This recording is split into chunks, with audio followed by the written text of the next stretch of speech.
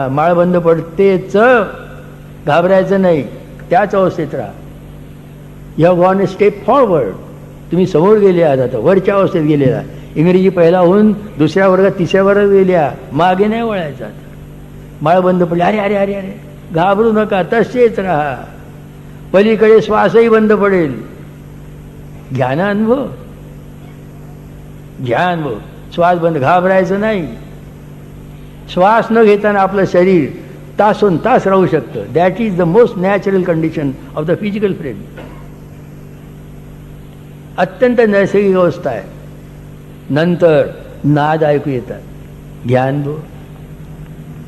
त्याला म्हटलं अनाहत नाद. घंटानाद, बासरीचा नाद, मृदंगाचा नाद, दुमदुमीचा नाद, मेघनाद.